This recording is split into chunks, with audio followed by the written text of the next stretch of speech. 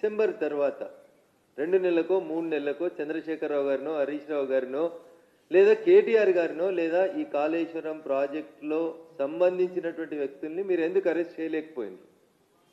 2 ఏళ్ళు టైంపాస్ చేసి సాగదీసి కమిషన్ గడువును 3 నెలలు 6 నెలలు పెంచుతూ వచ్చి చివరికి మొన్న 25 అక్టోబర్ నెలలో అసెంబ్లీ ప్రత్యేక సమావేశాలు పెట్టి మీరు దాన్ని సిబిఐకి పంపిస్తున్నామని రాసిండ్రు. దీని వెనకాల ఉన్నటువంటి మతలబు ఏందో ముఖ్యమంత్రి గారు చెప్పాలి.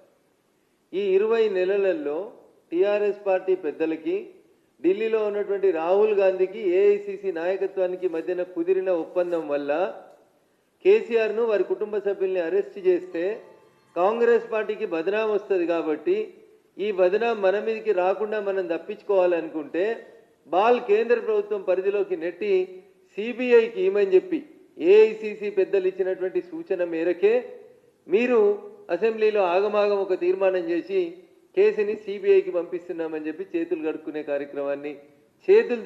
కార్యక్రమాన్ని చేసిరు తప్ప ఇంకొకటి కాదు. మీరు మాటలు ప్రతిపక్ష నాయకుడిగా చాలా మాట్లాడినరు, పిసిసి అధ్యక్షుడిగా నోటికి ఏదొస్తే అది మాట్లాడినరు. అన్నీ మాట్లాడిన తర్వాత అధికారంలోకి వచ్చిన తర్వాత ఈరోజు పనిచేయమంటే మీరు చెప్పిన టెలిఫోన్ ట్యాపింగ్లో ఏం జరుగుతుందో చూసినాం.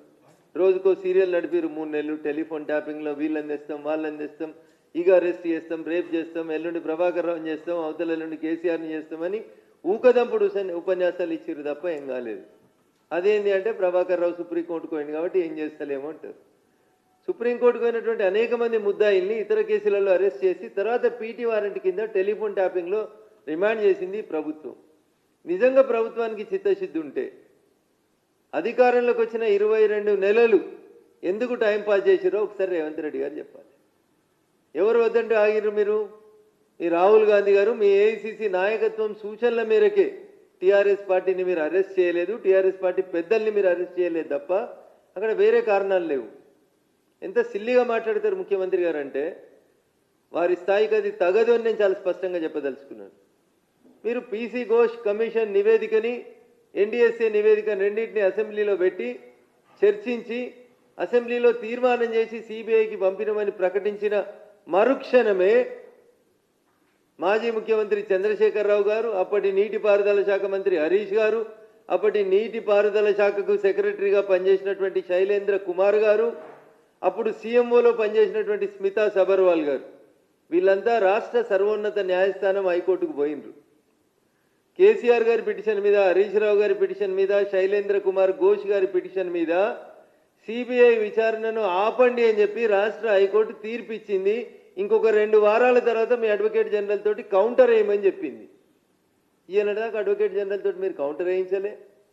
హైకోర్టులో కేసీఆర్, హరీష్, శైలేంద్ర కుమార్ ఘోష్, స్మితా సబర్వాల్ వేసిన రిట్ పిటిషన్లను డిస్మిస్ చేయించలేదు.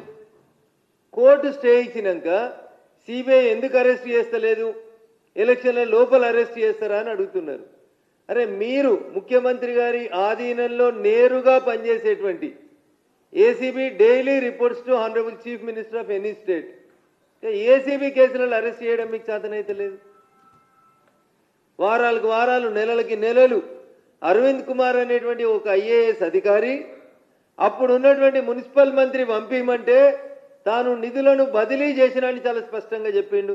తెల్లారి కేటీఆర్ని ఎందుకు అరెస్ట్ చేయలేదు? మీరేమో తప్పు చేసిన వాళ్ళని అరెస్ట్ చేసే దమ్ము ధైర్యం లేక, చేస్తే ప్రజలేమన్నా టీఆర్ఎస్కు సింపతి ఇస్తారేమో అనే భయంతో మీకు పనులు చేదగాక మీరు ఆపిరు తప్ప ఇవాళ వచ్చి కిషన్ రెడ్డి అరెస్ట్ చేస్తావా, రేవంత్ రెడ్డి అరెస్ట్ చేస్తావా, ఇట్లాంటి తెలివి తక్కువ మాటలు మాట్లాడడానికి నేను మీడియా ముందుకు రాలేదు. రేవంత్ రెడ్డి గారికి అధికారం ఉండొచ్చు ఏసీబీని అడ్డం పెట్టి అరెస్ట్ చేస్తుంది, కానీ కిషన్ రెడ్డి గారికి అరెస్ట్ చేసే అధికారం ఉండదు. భారతీయ జనతా పార్టీ చట్టాలని తన చేతుల్లోకి తీసుకొని ఎవరిని అరెస్ట్ చేయదు.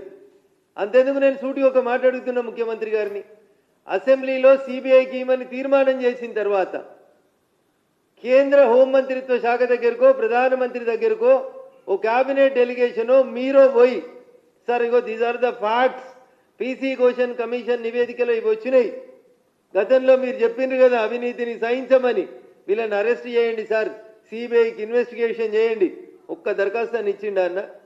50 సార్లు ఎక్కిండన్న విమానం కిందికి మీదికి.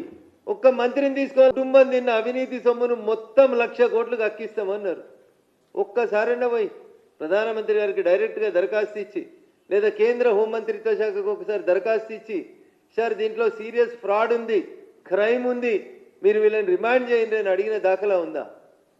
నీ పార్టీకి జిల్లా అధ్యక్షుడిని వేసుకోవడం నీకు ఇంపార్టెంట్ తప్ప నీ పార్టీకి నేరస్తుల మీద సిబిఐ విచారణ చేయించాలనేటువంటి ఆలోచన లేదు. ఇంత అనాలోచితంగా మీరు పనిచేస్తున్నారు తప్ప ఇంకొకటి కాదు. ఇవాళనే ఎందుకు మాట్లాడుతున్నారు రేవంత్ రెడ్డి గారు ఇన్ని రోజుల తర్వాత అంటే మీకు అందరికీ తెలుసు. జూబ్లీహిల్స్ ఎలక్షన్స్ ఆయన మెడ మీద కత్తిలాగా వేలాడుతున్నాయి. పొరపాటున ఆ ఎలక్షన్స్లో ఏమైనా ఆయనకు వ్యతిరేకమైన రిజల్ట్ వస్తే నెంబర్ 2లో నెంబర్ 3లో నెంబర్ 4లో ఆయన కుర్చీ గుంజేస్తారనో లేదా ఢిల్లీ ఆయనను మారుస్తుందనో భయంతో ఏది పడితే అది మాట్లాడడం.